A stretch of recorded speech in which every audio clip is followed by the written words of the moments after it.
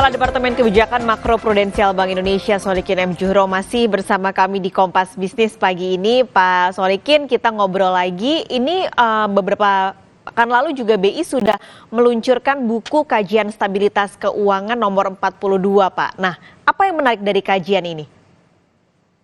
Iya, jadi minggu lalu kami menerbitkan KSK ya, kajian stabilitas keuangan yang nomor 42. Jadi ini kalau semesteran ini kita berikan secara semesteran, berarti sudah 21 tahun ini usianya, Mbak.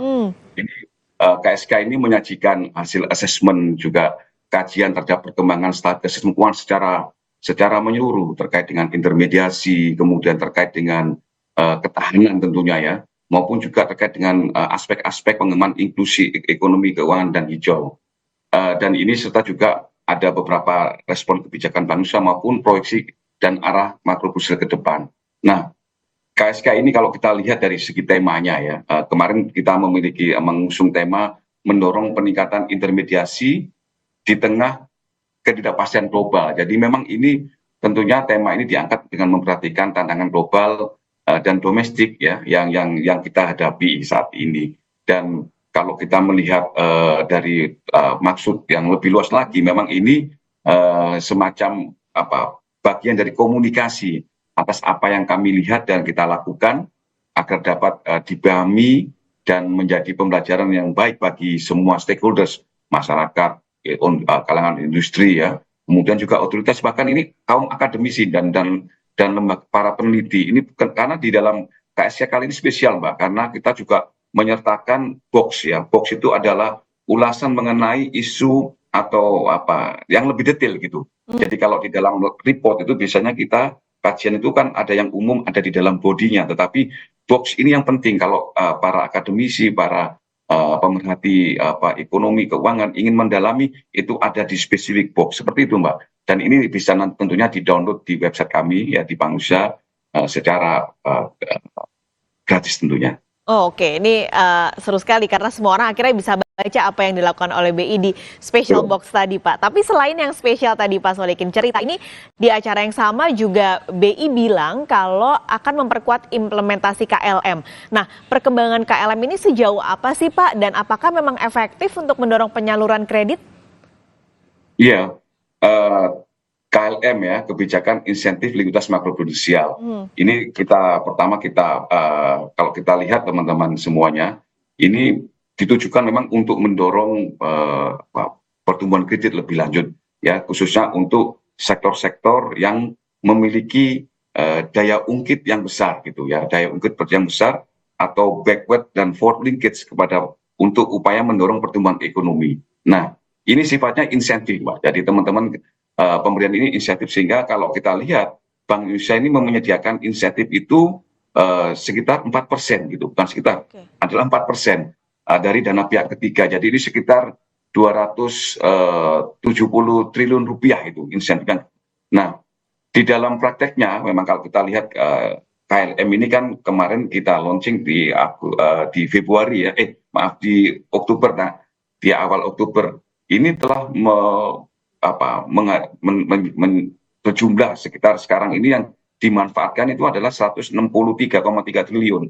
Jadi hampir 165 ya.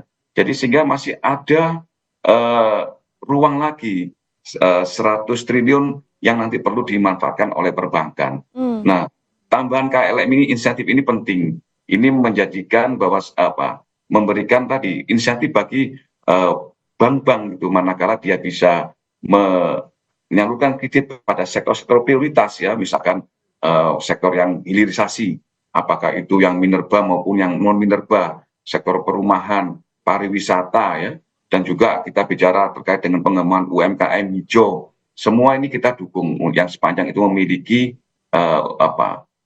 daya ungkit dan juga potensi di dalam mendorong pertumbuhan ekonomi nasional. Nah, kita tentunya mengevaluasi ternyata memang masih ada ruang sekitar 100 triliun rupiah yang perlu yang harus dimanfaatkan oleh perbankan gitu.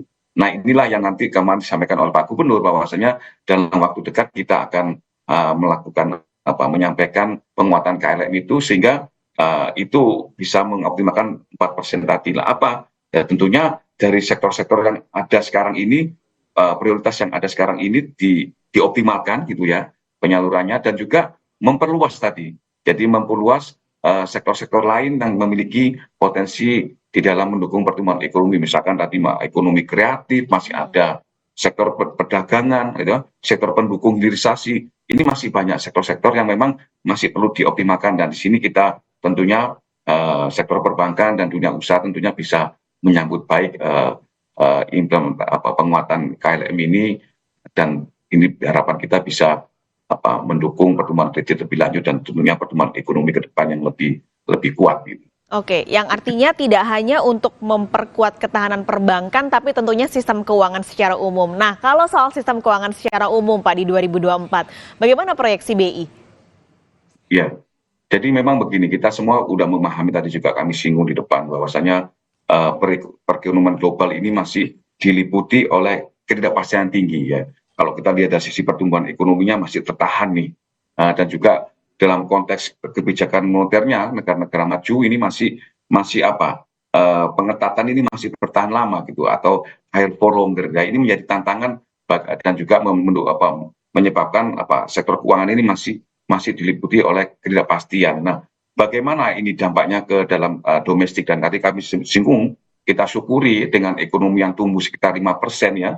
Ini tentunya luar biasa gitu ya. Dan ini kalau kita lihat topangan di sektor keuangan ini juga kompatibel gitu. Kita melihat intermediasi kita juga tumbuh ya. Tadi kami sampaikan 11%, 11,3% itu pertumbuhan ekonominya, pertumbuhan kreditnya, dan kita juga harapkan nanti kita optimis dengan berbagai asesmen tadi di akhir tahun ini kita bisa tumbuh sekitar kredit kita akan tumbuh sekitar 10-12%, dan tahun depan akan lebih meningkat lagi. Nah, di dalam konteks intermediasi ini tentunya kita apa sih yang membuat kita itu optimis? Nah, tentunya kita masih melihat bahwasanya stabilitas keuangan kita itu terjaga tadi, karena stabilitas sisi keuangan ya seperti tadi dari sisi likuiditas, permodalan ya, risiko kredit yang terjaga, ini memberikan topangan untuk kita bisa mendorong intermediasi. Dan ini tentunya kalau kita lihat optimisme ini juga dari sisi makronya ini didukung oleh pertumbuhan ekonomi yang 5%, kemudian inflasi yang terjaga di bawah sekitar 2,5% ya, juga suku bunga yang masih kondusif kita jaga, maupun juga nanti tentunya kita berharap realisasi dari proyek-proyek strategis nasional yang nanti akan diwujudkan. Nah, dari sisi mikronya kalau kita lihat juga perbankan ini masih memiliki appetite yang baik. Jadi di sini kita melihat dari sisi appetite dari perbankan ini masih baik untuk sektor-sektor ekonomi yang perlu didorong. Dari sisi kita lihat dari korporasi juga masih diperkirakan juga akan meningkat seiring dengan prospek pertumbuhan ekonomi yang baik tadi.